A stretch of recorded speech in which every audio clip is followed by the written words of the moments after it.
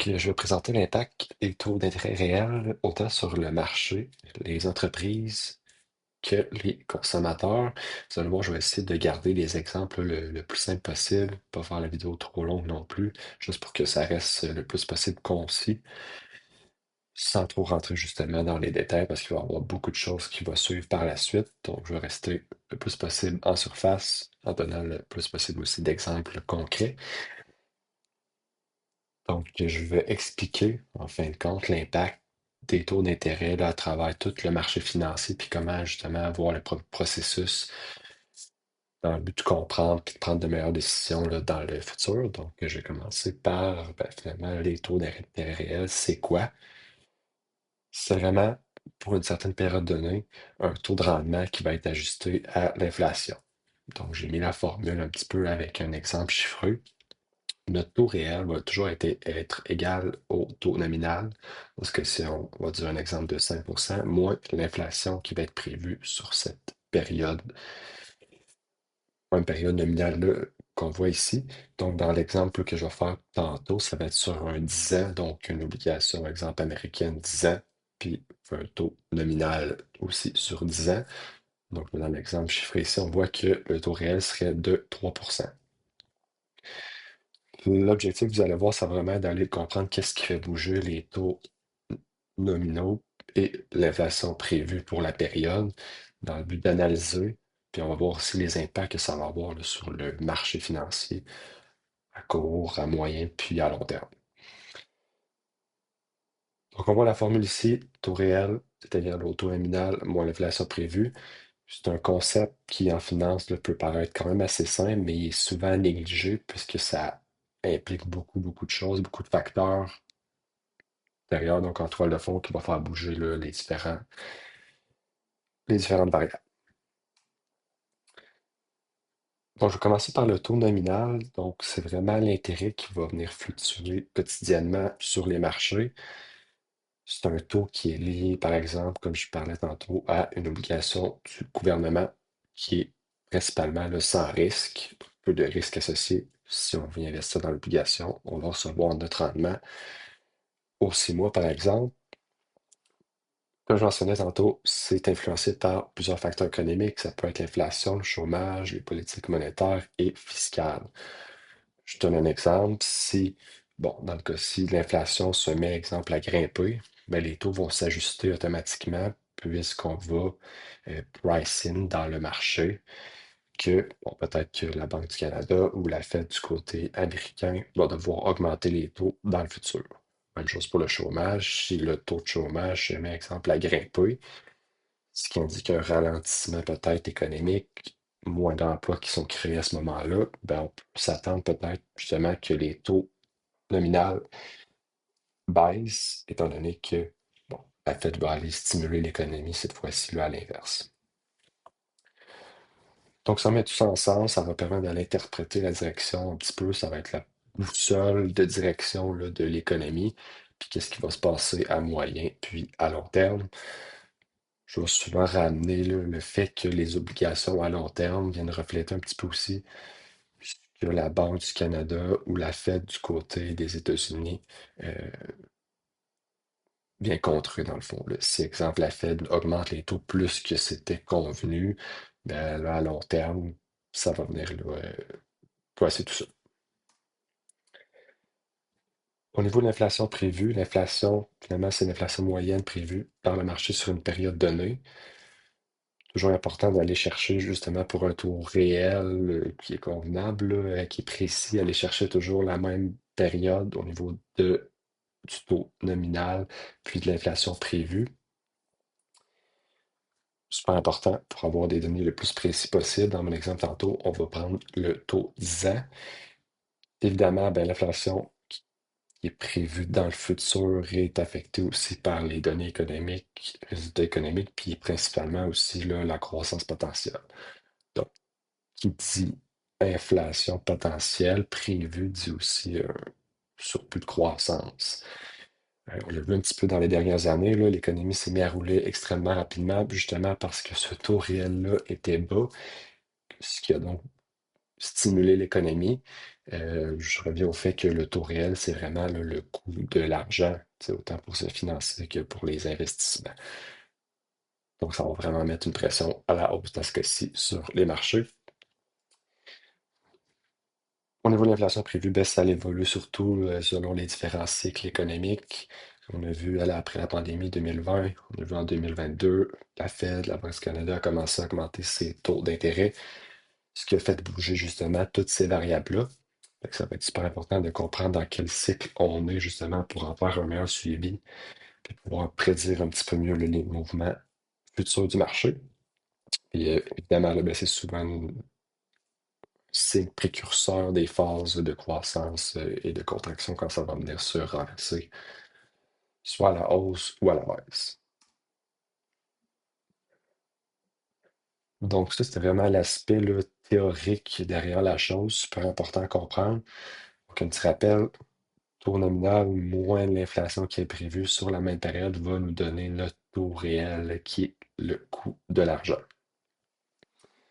Vous allez voir tantôt, quand que je vais switcher vers TradingView, là, juste pour vous montrer un petit peu plus en détail les graphiques pendant là, la pandémie, les taux réels sont allés jusqu'à être dans le négatif, ce qui a créé finalement là, une poussée au niveau de l'économie, puis une croissance assez exceptionnelle. Donc, si je reviens pour les entreprises, c'est vraiment aussi utilisé là, comme taux d'actualisation, ben, finalement pour tous les projets que les entreprises vont entreprendre, même la valorisation boursière. Je m'explique, si une entreprise veut faire un projet, ils vont toujours se baser habituellement sur le taux réel qui va être sans risque. Pourquoi? Ben, si une entreprise a l'objectif de faire un projet, ben, on va aller chercher un rendement qui va être supérieur à ce taux-là, sinon ça ne fait pas vraiment de sens de soit lancer le produit, faire le projet. Ça peut être construction, infrastructure, nouveau produit, lancement sur le marché, whatever. Si on n'est pas capable d'aller avec ce projet-là chercher plus que le rendement finalement réel, ça ne vaudrait pas nécessairement la peine parce qu'on viendrait prendre un risque pour rien. Donc, si le projet rapporte 5% puis le taux réel atteint 3%, là, on peut aller de l'avant. Par contre, si le projet rapporte seulement 2% puis notre taux réel qu'on peut aller chercher sans risque est d'un petit peu plus que ça ne vaudrait pas la peine de ce côté-là. C'est sûr qu'au niveau du projet, il faut aussi prendre en compte l'inflation qui va être prévue à moyen puis à long terme. Puis en passant, ben, c'est la même chose sur la valorisation boursière. Les actions des entreprises sont toujours calculées en fonction de la valeur future qui est actualisée au présent. Donc, si le taux réel augmente, ça veut dire que tous les projets qui étaient prévus, les bénéfices actuels puis les bénéfices prévus dans le futur, vont rapetisser en valeur d'aujourd'hui parce que, exemple, l'inflation est plus élevée, ce qui vient diminuer justement le bénéfice prévu, par exemple, à long terme. Puis j'en viens aussi aux coûts de financement, justement, qui sont plus élevés. Et vice-versa, si le taux réel devient plus faible, ben, le coût d'emprunt pourrait être réduit. Fait qu'on peut voir là, l'importance puis l'impact sur les entreprises au niveau boursier qu'il y a dans la vie un petit peu de tous les jours au niveau des projets. Ce taux d'intérêt réel, encore une fois, c'est le coût de l'argent un petit peu aussi dans le temps, ce qui va venir vraiment affecter là, les valorisations puis les projets des entreprises. Du côté de l'impact sur les particuliers, ça va être d'autant plus important de regarder tous ces facteurs-là parce que, bon, qui dit justement peut-être inflation prévue, dit hausse des prix pour les consommateurs. Donc, les factures de tout ce qui est électricité, épicerie, tout ça va venir augmenter à moyen terme. Donc, si on est capable de suivre un petit peu l'inflation prévue, on peut s'attendre justement à ce que nos factures augmentent, puis peut-être se préparer ou ajuster notre budget là, en conséquence. Même chose du côté des emprunts, mais peut-être que au niveau de l'hypothèque, ça va coûter plus cher. Donc, moins d'argent peut-être pour investir à ce moment-là. Je vais revenir tout à l'heure, mais justement, ça va être de là où tu sais, l'importance de se préparer vraiment le plus tôt possible, puis de faire un suivi justement pour profiter des opportunités qui vont en suivre. Donc, évidemment, mais c'est le même principe que pour les entreprises. Les coûts d'emprunt à court terme, même peut-être à long terme, seront plus élevés si le taux réel augmente. Puis si le taux réel est plus faible, évidemment, exemple, l'hypothèque coûte moins cher, les paiements d'auto, tout ça. On va réduire notre facture mensuelle, ce qui va faire qu'on va pouvoir investir peut-être un petit peu plus, puis peut-être justement aller se préparer pour les contractions peut-être économiques qui vont se faire dans l'avenir. Une autre chose qui est vraiment intéressante que je voulais amener, c'est au niveau justement du taux nominal qui va bouger avec les décisions des différentes banques centrales, dépendamment du pays. C'est que si ce taux-là augmente, oui, bien sûr, ça va venir augmenter par rapport à l'inflation. Par contre, les salaires vont peut-être pas nécessairement suivre l'inflation totale. Ce qui va faire que ça va creuser un écart encore plus grand entre bon, une augmentation de salaire de 2%, puis peut-être une inflation de, comme on a vu, 6, 7, 8%, qui vient creuser l'écart, puis ça vient faire augmenter les factures, ce qui fait, encore une fois, vraiment du sens de se préparer à l'avance, justement, pour venir contrer cette différence-là, puis que ça nous impacte beaucoup moins à ce moment-là.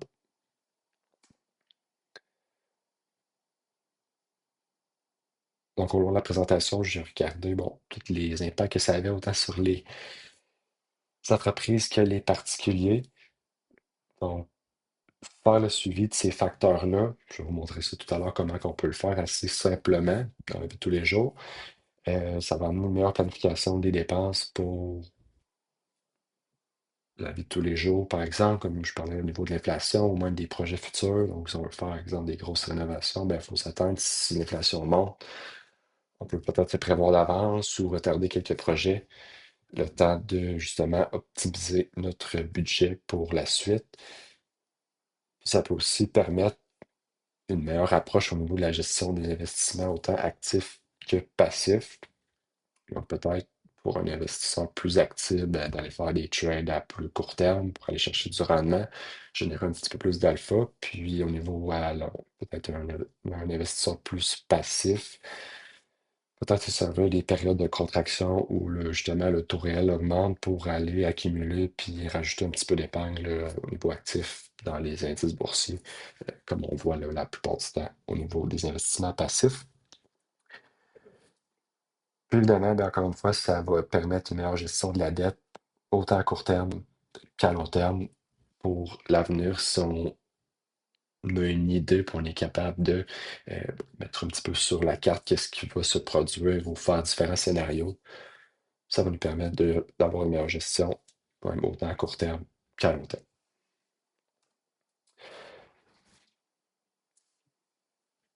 Donc, ce que vous voyez à l'écran, commencer par le graphique finalement en bleu, c'est les taux d'intérêt, finalement le taux d'intérêt nominal sur une obligation de 10 ans américaine. En orange, on voit l'inflation prévue. Encore une fois, les deux sont sur une période de 10 ans. Puis plus bas, en mauve, bon, si on fait la différence, ça nous donne notre taux réel. Les valeurs ne sont pas exactes, puisque l'obligation en bleu va varier là, à la minute près, tandis que les deux autres, au niveau des données, sont sorties une seule fois là, à la fin, la période de bourse. Étant donné que j'ai pris la capture d'écran là, au courant de la journée, ben, c'est pas exact, mais à la fin de la journée, vous devriez avoir les données exactes de votre côté si vous faites le suivi en temps réel. Donc, on peut voir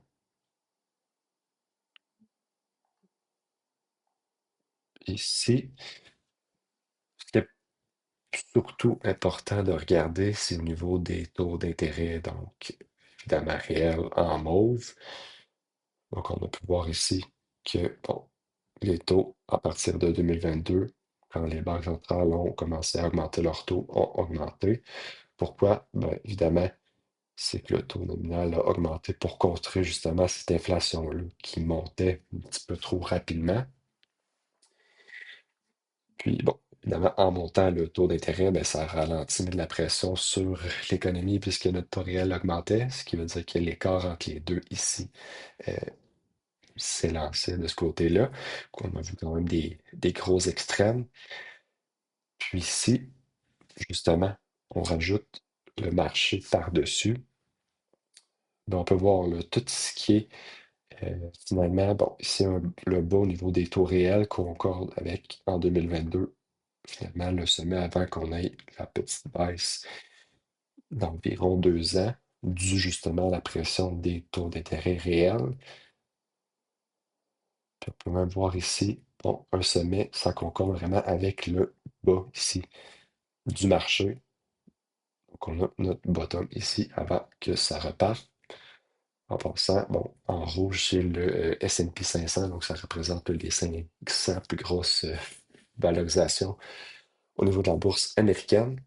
Donc, même chose ici, on a un haut au niveau des taux d'intérêt réels, puis c'était vraiment le dernier, là, je dirais, creux majeur avant la reprise à la hausse du marché. Puis bon, évidemment, fin 2023, ici, plus avant l'année 2024, les taux d'intérêt ont commencé là, à faire un petit corridor finalement.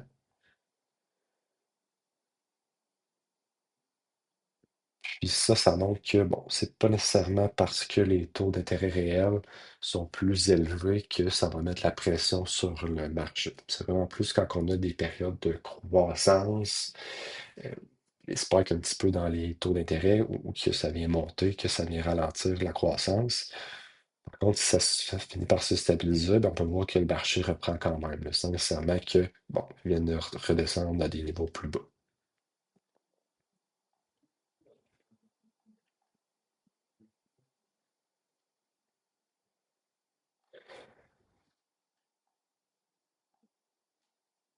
Donc, ça montre un petit peu, là, vraiment, là, un petit peu le mécanisme.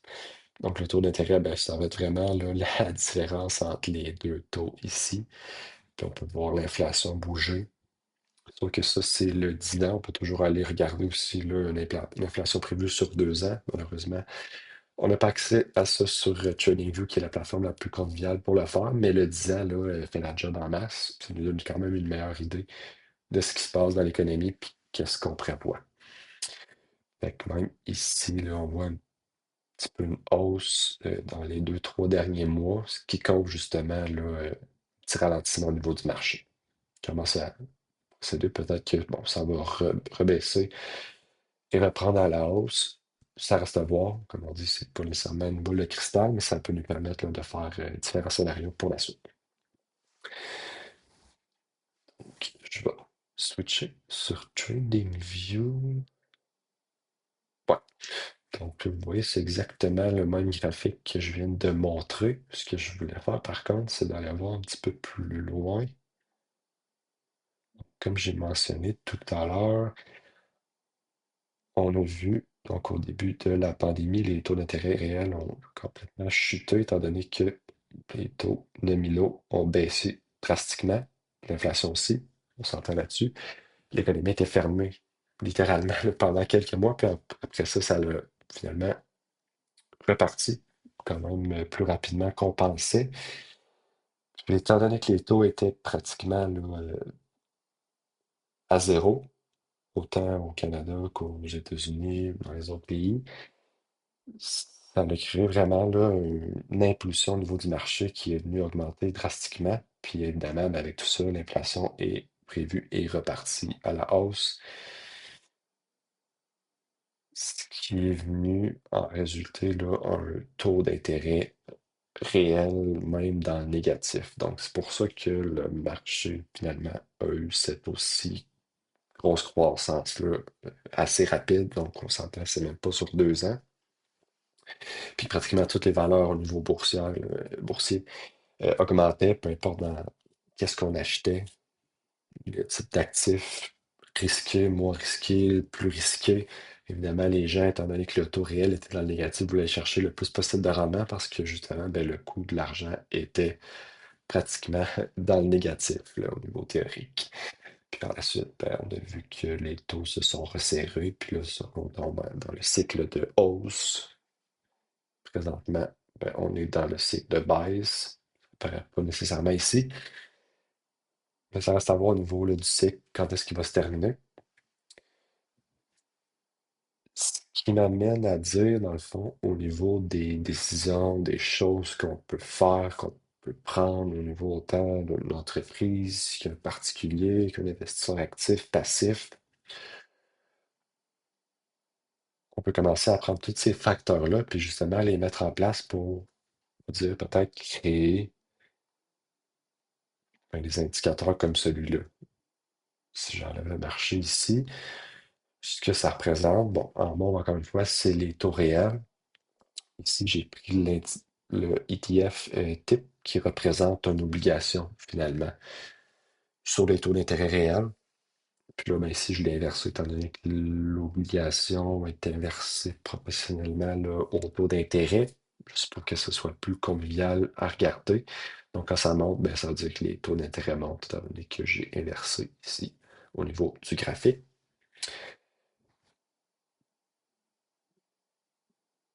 Puis finalement, ben, ça nous peut nous permettre de se préparer au temps ou de prendre des décisions plus rapidement sur ce qui se passe puis dans quel régime on se trouve.